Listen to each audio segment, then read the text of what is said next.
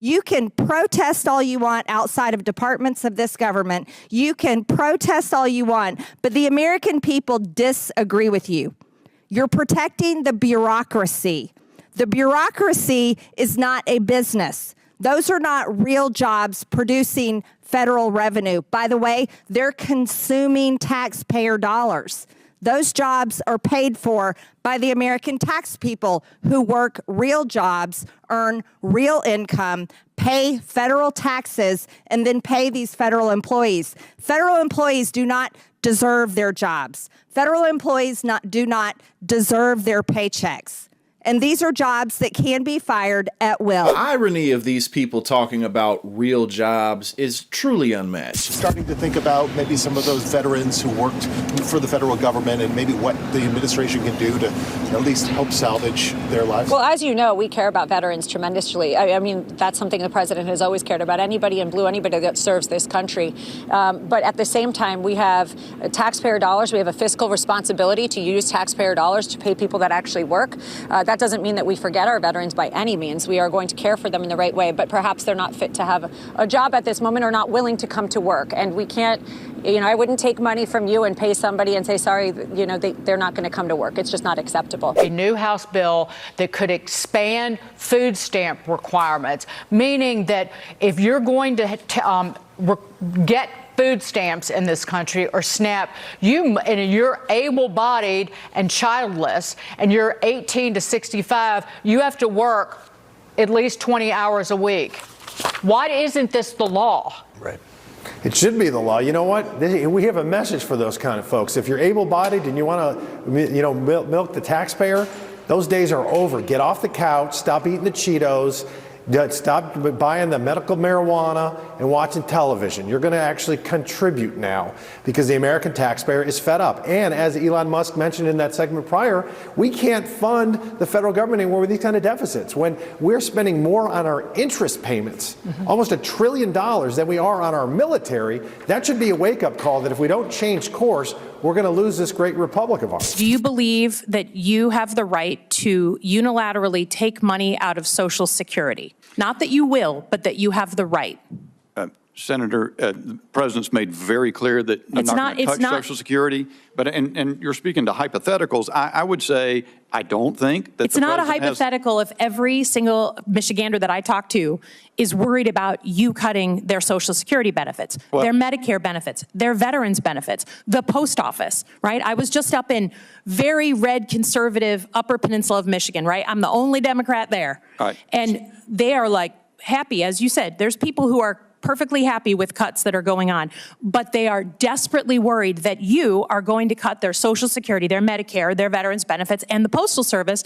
And despite everyone saying they're not going to touch it, you are smarter than that and know that the big cuts that you are calling for need big chunks out of these programs. Senator, I don't hesitate to say that I do not believe that the president can stop Social Security benefits being paid. I don't think so. You don't think he can pull money out of Social Security, Medicare, veterans benefits? I don't. And the Postal Service. And of course, the reason I say that the president said he's not going to is because that's what he's consistently declared, so I don't think it's an issue. But if you look behind the numbers, and you guys are looking for $6 trillion, DOJ is looking for that. You guys have been open about it, which I appreciate. $6 trillion doesn't come from $1 million here and $1 million there. It comes from cutting big programs. And what you are saying is, despite what everyone says here, you are working for, you proudly support this idea that you can move money even though it's been appropriated for a certain reason. So I don't think any American, red, blue, purple, the whole thing, should trust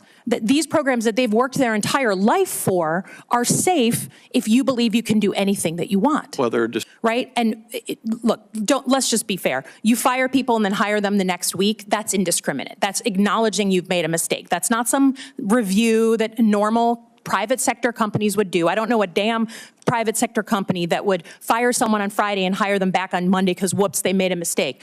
But let's just be honest that this approach is scaring the crap out of people on the benefits they've worked their entire life for. Let us understand that Medicaid provides for 2 out of every 3 seniors who live in nursing homes. A massive cut to Medicaid is a massive cut to nursing homes and the people who utilize those homes. How many seniors would be thrown out of nursing homes if the Republicans cut Medicaid by $880 billion? Nobody knows, but it would be a disaster for working families and their parents. All of this uncertainty, it's chaos, and it inflicts real harm on seniors. But the only thing worse than that sort of incompetent chaos are the plans to legislatively make those cuts permanently, right? Which is what we've seen, targeting Meals on Wheels, targeting Medicaid, targeting the exact programs that the president unconstitutionally tried to unilaterally stop funding. So your question is incredibly important, and I can't express strongly enough the distress that this brings to Americans who've worked hard all their lives, they've followed the rules, and then when they expect the system to be there for them, like an 89-year-old relying on Meals on Wheels, they're going to get an answer from somebody that's like, oh, well, they could go get a job at Jimmy John's, right? We've heard that multiple times now in this committee, that the problem is that not enough people are going to work. This is a hearing about seniors. This is a hearing. Do you think that an 89-year-old can go get a job at Jimmy John's because their health care was taken away? No, they can't. Congress cannot steal people's benefits that they've earned because the people will stand up against that. Well, the people that I met that were receiving these meals, not only were they elderly, they were often disabled.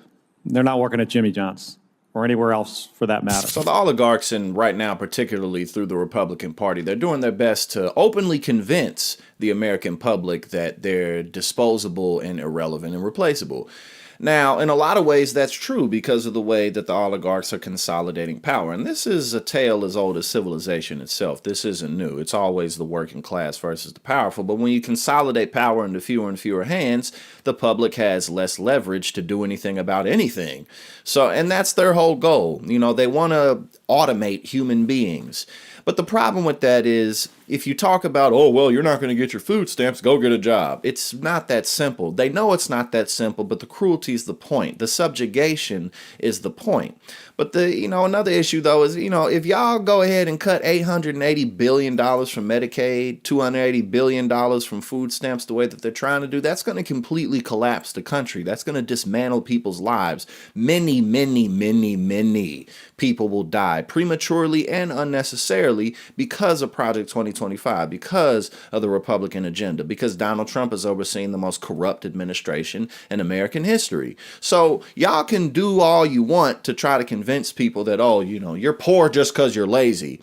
But at the end of the day, people know better than that.